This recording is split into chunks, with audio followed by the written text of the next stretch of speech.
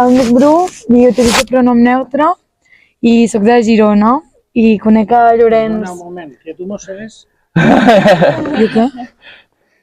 Que jo mossego? Si no mossegues, me sento al teu costat. No, crec que no, de moment, no ho sé. Depèn de com et portis. Nunca se sabe. No, si et portes bé no hi ha problema. Comença. Bueno, pues això, ens vam conèixer fa com un meset amb Llorenç i com que em fa molta il·lusió estar aquí, crec que acompanyar i apoyar les lluites rurals i la penya que fa militància rural és imprescindible per la lluita transfeminista i és un dels motius pels quals estic aquí amb tu. Jo també, jo em dic Llorenç i empro tant ell, ella com ell i també estic molt content de que Bru i estic col·laborant venint aquí al meu poble, que era una cosa impensable, que no m'ho hagués pensat mai i mira, s'ha animat a vindre a presentar el seu llibre i tractarem la qüestió rural de les dissidències contra el gènere.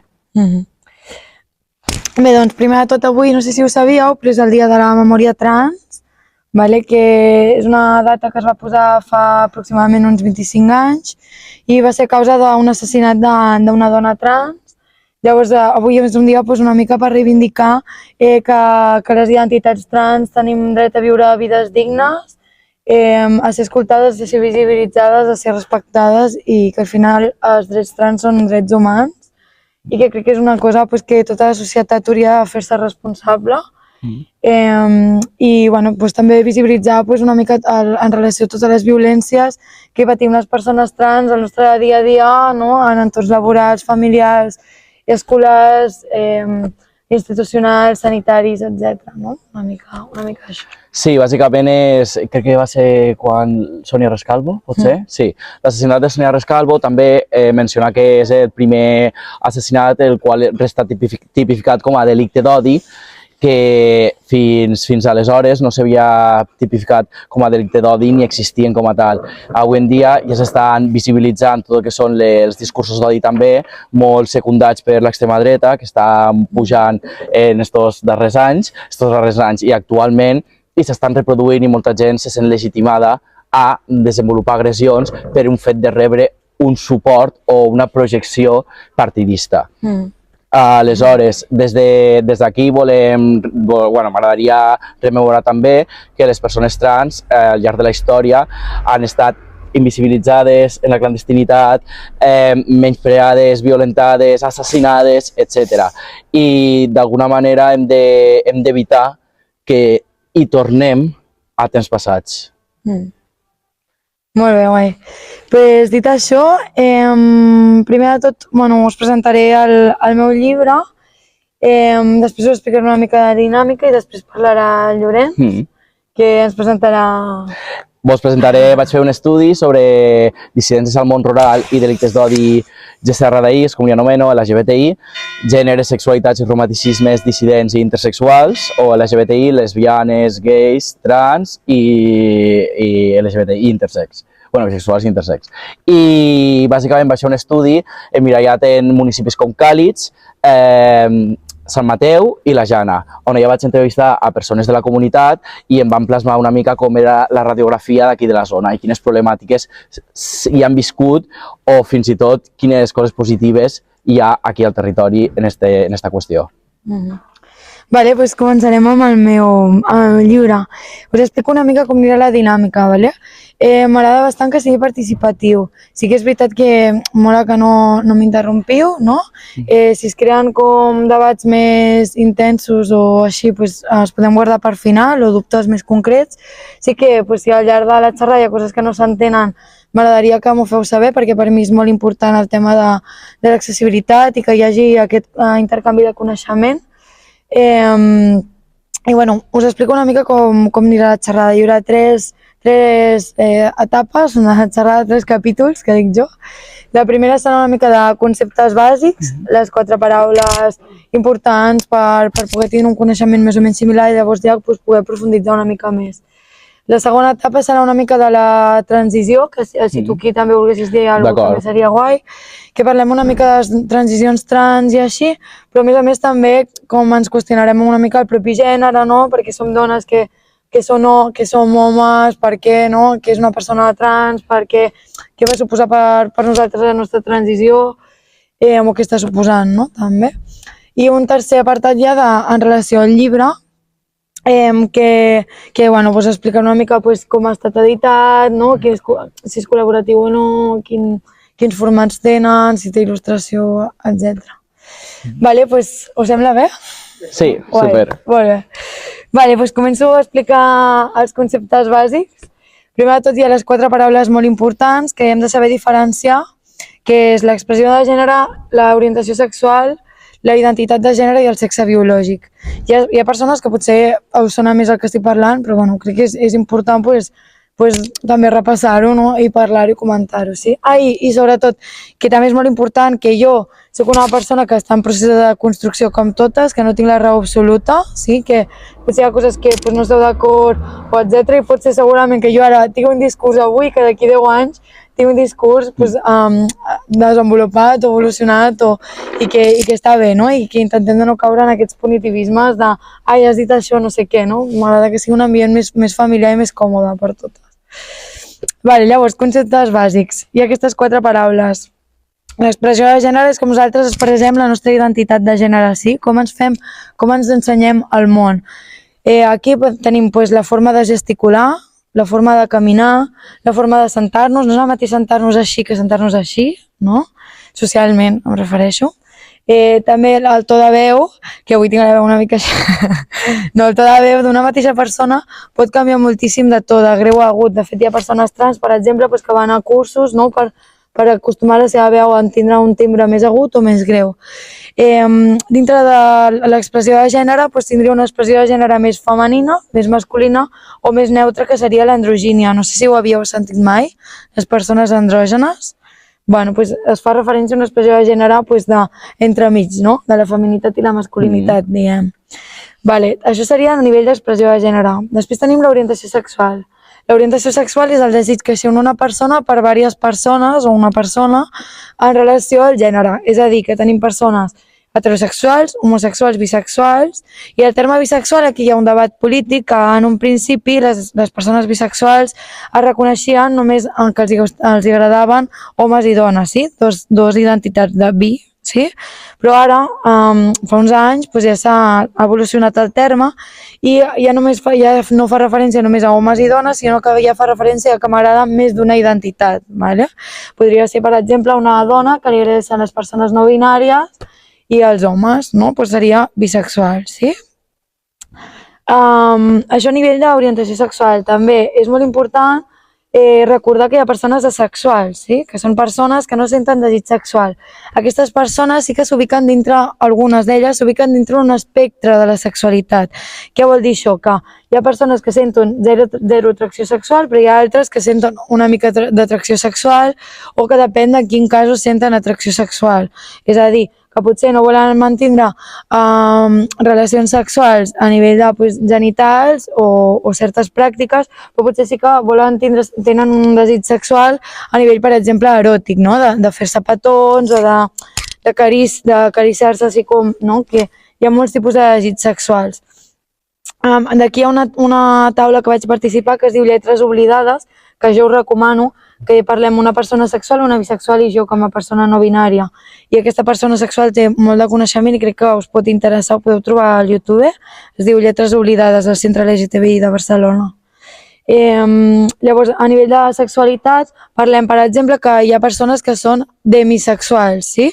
Que seria com, així dit brutament, quasi asexuals, no? O, per exemple, tindríem les persones que són sapiosexuals, que només senten desig sexual si coneixen a la persona, sí? O sigui, d'una nit, per exemple, no tindrien aquest desig sexual, o sigui, hi ha d'haver una connexió, sí? I aquestes només són algunes identitats, però en realitat n'hi ha moltes, ¿vale? Llavors, això a nivell de sexualitat. Les persones alosexuals som les persones que tenim una sexualitat normativa, és a dir, jo, per exemple, soc alosexual, seria com el contrari de sexual, ¿vale? M'estic explicant? Sí. Sí, bueno, jo me perdo una mica, però intento. Molt bé. Vale, perfecte. Si no, si hi ha alguna que no entens, t'ho torno a repetir, no em fa res, vale? Prefereixo que m'ho comuniqueu. Llavors, després també tindríem les persones aromàntiques, o les abreviat es diu arro, que són persones que no es volen vincular o que no senten el desig de vincular-se a nivell de parella. Totes aquí més o menys entenem, no?, que és una parella, és a dir, que potser pues, poden ser sexuals, no?, i voler mantenir relacions sexuals, per exemple, d'una nit, o mantenir relacions sexuals amb amigues, no?, però no volen vincular-se a nivell parella, sí? A nivell sexoafectiu de parella. Molt bé, doncs això seria d'orientació sexual. Alguna pregunta d'orientació sexual? Vale, tindríem expressió de gènere, orientació sexual, i ara tenim sexe biològic. El sexe biològic, moltes persones pensen que només és la genitàlia, sí? El que es veu, sí? Però en realitat hi ha 4 característiques. Hi ha les característiques secundàries, que són on tenim ubicat el pèl corporal, la forma de les caderes, la forma del pit, tot això serien característiques secundàries. Després tindríem el que serien els cromosomes, després tindríem les hormones i tindríem, sí, ara sí, els genitals, vale?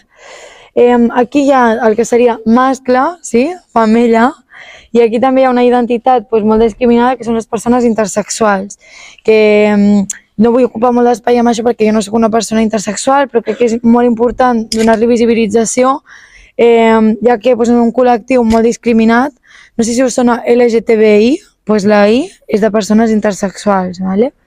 Les persones intersexuals són persones que a nivell de sexe biològic tenen característiques d'ambdós sexes binaris, sí? De mascles i femelles.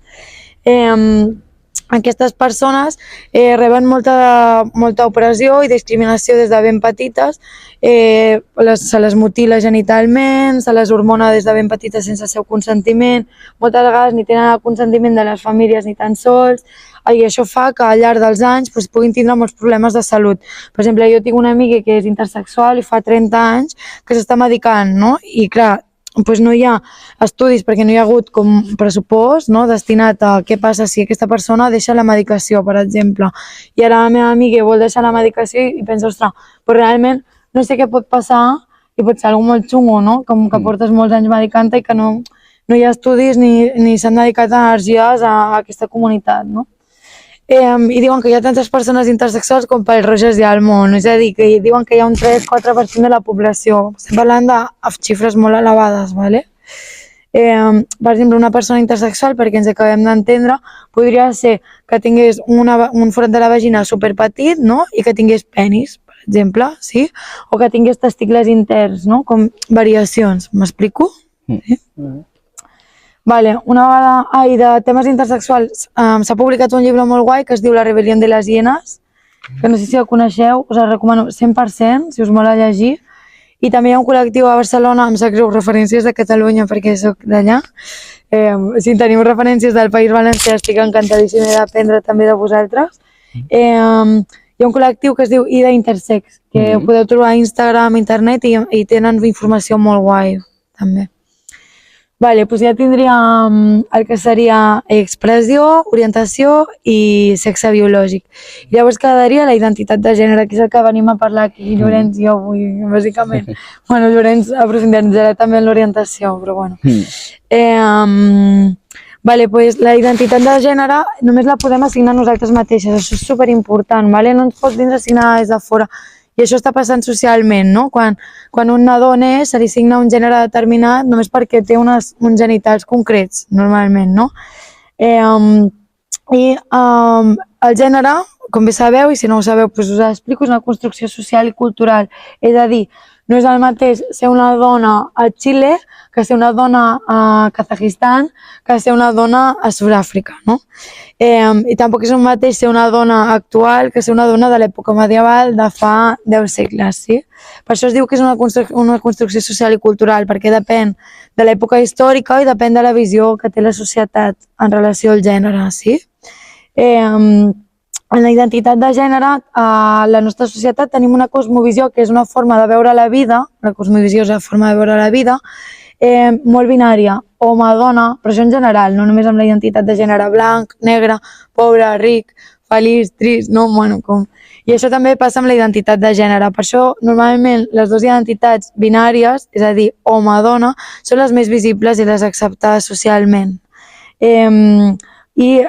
Aquí surten les persones no binàries, com nosaltres, que són persones que ens escapem del que es diu de binarisme de gènere, que ens escapem que no som homes ni dones, sí? No som un tercer gènere, no som una espècie rara, ¿vale?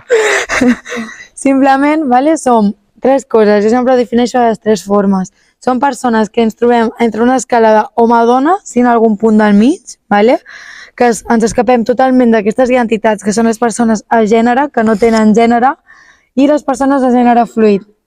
Les persones de gènere fluid són aquelles que flueixen en el gènere. És a dir, que potser en un moment determinat es poden sentir més dones, en un altre moment més neutres, sí? I van fluint en el gènere, en la seva forma d'entendre la seva pròpia identitat. I això seria una mica el d'identitat de gènere. Per què és tan important separar aquestes quatre paraules? Perquè si no, assumim que, per exemple, si veiem una persona que té vagina o que té unes característiques físiques, sexuals i biològiques que ha de ser una dona, per exemple, i això no té per què ser així, no? Ja sabeu que hi ha dones que tenen penis, no? Per exemple, o hi ha dones que tenen una expressió de gènere molt masculina, i això no significa que siguin homes, no? Què passa? Que moltes vegades, per exemple, a la comunitat no binària, quan diem que són persones no binàries ja s'entén que són persones bisexuals, que són persones que hem de tindre una expressió de gènere neutre, no? En realitat, potser hi ha moltes persones no binàries que tenen una expressió de gènere masculina, sí? Llavors, això passa que a vegades es fa misgendering. Què és el misgendering? El misgendering és el fet de que tu per l'expressió de gènere o el sexe biològic d'una persona, és a dir, com tu llegeixes una persona, l'identifiques i l'ubiques en un gènere determinat sense que ella t'hagi dit quin gènere té, sí? I això a les persones trans ens fa molt mal i crec que és una agressió que patim al nostre dia a dia constantment, no? Sí, en este sentit s'hi ha de ficar l'èmfasi que en el cas del món rural encara, jo almenys ho he viscut de manera més palesa pel fet en què jo als entorns urbans doncs tendeixen més a preguntar-me quins pronoms utilitzo, com me diuen, etc. En canvi aquí ja assumeixen automàticament quin és el meu pronom o quina és la meva identitat segons la meva lectura social. És un treball que també costa molt de fer perquè si no hi ha referències trans ni espais on socialitzar, no tinc el punt d'emmirallar-me en cap realitat o representació dintre d'aquí del nostre teixit popular. Llavors, d'alguna manera, el que succeeix també és que les persones trans, quan estem fora a la ciutat, estem molt alliberades, mentre que quan hi tornem aquí, el que fem és, d'alguna manera, tornar-hi a l'armari, dit així en paraules de carrer, tornar-hi a l'armari perquè és com, ara m'he de ficar a explicar-li a aquesta persona perquè utilitzo aquests pronoms, si són neutres, què és el llenguatge neutre, etc. És un desgast emocional i cap a la salut mental molt gran que almenys jo personalment en moltes situacions és com no vull conflictes, passo i entres cap a dins. Això no ajuda gens en el cas de... Això no ajuda gens tampoc perquè les persones que d'alguna manera aquí podríem generar referències s'acaba com diluint per aquesta mateixa qüestió, perquè és com no volem rebre aquesta violència, per tant aquí doncs passem com en un perfil baix. I aquesta situació al final és un peix que es menja la cua, és una retroalimentació constant que costa molt de punxar. I la manera de fer-ho doncs és alguna persona ficar-s'hi al davant i dir, doncs mira, aquí hi ha persones trans, estem al món rural, ens podem emmirallar. Malauradament, també l'entorn no ho afavoritza gens per, bueno, això ho tractaré després perquè si no m'embolico aquí, però sí, jo per exemple, dintre de l'aspecte no binari, que ahir potser distaria una mica, però ja això potser ho deixem al després, jo hi entro dintre com una persona de gènere, no m'identifico dintre de cap gènere, ara bé entenc el punt d'estar fora de no binarisme, però perquè es copsa una mica com que ja és un punt encara més cap a fora del paraigües, és encara més enrevessada la qüestió. Però sí, o sigui, com aquí, jo hi emplo el no binarisme i no hi entro ja en qüestions de generisme perquè ja és com... massa. Sí, és que o sigui, la movida és que el terme no binari, el no binarisme és un paraigua, sí? Que hi ha moltes identitats i hi ha molta pluralitat dintre del nostre col·lectiu, sí? Moltes vegades es pensen que com hem dit, no? Que o sigui, per ser una persona no binària has de ser X tal, no? I en realitat entre nosaltres també tenim debats superinteressants polítics. Per exemple, hi ha persones no binàries que no es consideren trans, no? Perquè es volen escapar d'aquest joc de trans, sí? Cis. O sigui, quan una persona no és trans, és a dir, que quan va néixer li van assignar un gènere concret en relació amb els seus genitals, és a dir, que si tens vagina et van assignar socialment ser una dona i tu estàs d'acord amb això i et sents còmode, ets una persona cisgènere. Si no estàs còmode, ets una persona trans, és tan simple com això, ¿vale?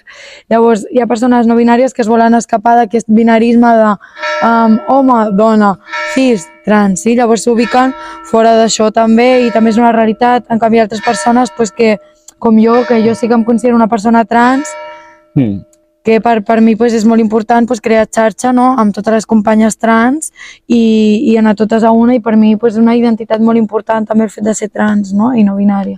Bueno, aquí hi ha un debat intens, que si vols després podem parlar més distesament. Sí, jo no el tema, perquè la generisme d'alguna manera, com que a mi no m'interpel·la cap construcció sociocultural, ni cap rol de gènere establert, podríem dir aquí a Occident, dintre del binarisme.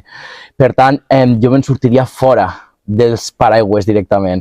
Però clar, ja explicar això, si ja costa explicar els paraigües, ja dir no, és que jo a més estic com fora, és com bastant més complex. Per això sempre ho acabo encasellant dintre del no binarisme, però jo m'identifico com a persona gènere. Jo soc no binària, ja.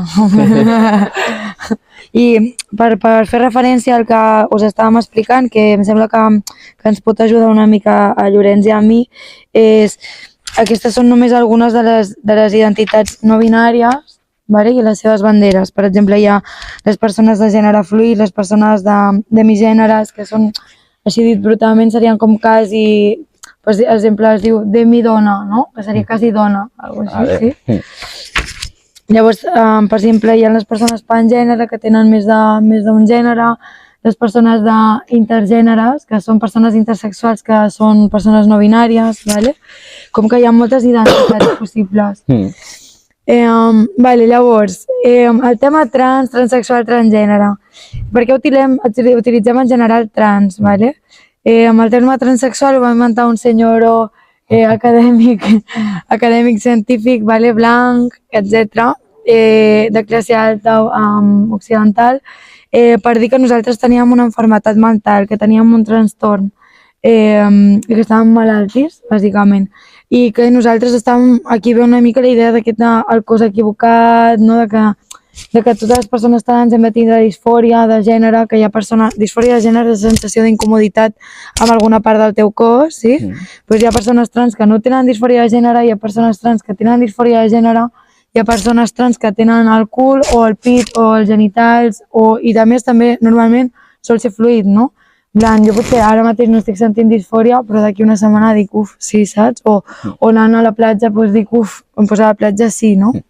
A mi, per exemple, t'he tallat? Sí. A mi, per exemple, la disfòria em ve més amb la meva expressió de gènere, és a dir, a mi, per exemple, jo me veig o m'agradaria veure'm d'una manera més andrògina, podria trencar amb aquesta expressió més lectura masculina, podríem dir així en paraules, lectura social, i a mi la disfòria em ve més focalitzada cap ahí, i és el que d'alguna manera m'estic treballant a partir de, bueno, fa relativament un any i poc vaig començar, vaig anar a la unitat de trànsit, també a que m'assessoraren, suport psicològic, etc. I és un procés que al cap i a la fi dura tota una vida, perquè és el que dic, sí, després quan entrem en el concepte de transició. Sí. Vale, llavors, a nivell de... Doncs això, estava parlant de transsexualitat, sí? Llavors, la transsexualitat és un terme com molt generacional també, perquè les persones que són trans de generacions més avançades que nosaltres, rotllo 60, 50, tal, per elles el terme transsexual va ser molt important perquè transicionar a nivell sexual, sí, transsexual, transicionar a nivell sexual, per elles era molt important perquè realment no tenien tantes facilitats com podem tindre Llorenç i jo a nivell d'operacions, d'hormones, de poder decidir el dret al propi cos, rebien moltes més discriminacions, no? Eren persones molt més precàries, etc. Llavors, per aquestes persones és superimportant reconèixer com a persones transsexuals, em sembla superlegítim i no tinc absolutament res a dir. Sí que després, doncs, més endavant, es va utilitzar el terme transgènere i no és que s'hagin decidit operar o no, sí? Si les persones transgèneres poden haver decidit operar o no, no és com transsexuals s'han operat, transgènere no s'han operat, perquè això moltes vegades passa. Simplement que si utilitzem transgènere no li donem com importància o no ho visibilitzem si ens hem operat o no ens hem hormonat, etc. Sí que és veritat que a nivell de crear xarxa i ser companyes entre totes les persones trans, s'ha utilitzat trans, i sobretot si sou persones cisgènere us animo a que utilitzeu trans quan pugueu, no? En general, a manifestos col·lectius, etc. Una mica això seria conceptes bàsics. Sí, la qüestió també puntualitzar amb el tema de, ja que estem el dia contra la patologia, de la memòria trans, comentar que el terme transsexual és molt patologitzant pel que havia comentat, perquè històricament s'havia vinculat a una qüestió de trastorn de salut mental, etc.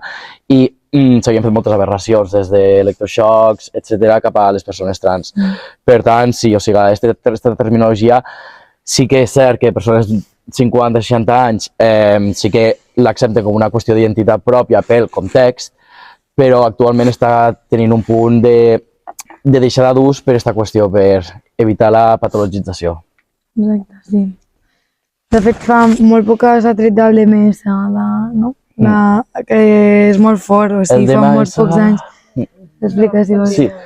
Bueno, la disfòria de gènere continua. Sí, la disfòria de gènere continua, però ha canviat no? Ja no es pot, que jo sàpiga, es va treure. O sigui, jo la informació que tinc...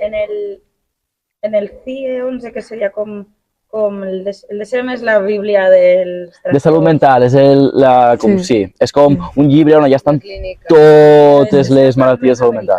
Sí. Després de l'europea, que és el CIE, que en l'última versió sí que ja categoritzen entre més trastorns i altres situacions. I en aquest cas sí que en el CIE han posat, no sé en quina categoria, sí que ja s'ha fet un pas bastant més endavant en el sentit de llevar-lo dins del bloc dels trastorns, però no s'especifica res.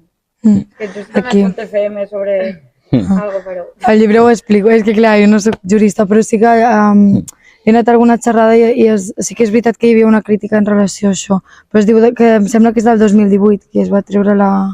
El DSM continua. Sí? Continua com a patologia. Jo vaig llegir i estic també perquè vaig estar fent un treball també a l'assignatura de salut i tal, i també continuava simplement que en lloc de disfòria de gènere estava com no sé, o sigui, com s'ha de dir, era com incongruència, això, incongruència de gènere. No era disfòria, incongruència. La definició del món psicològic és una incongruència, no hi ha una disfòria. Una incongruència entre dos aspectes. I és un poc el que s'estava intentant. Molt bé, gràcies. Sí. És guai compartir coneixement. Vale, doncs això a nivell de conceptes bàsics. Alguna pregunta de conceptes bàsics? Vale, guai.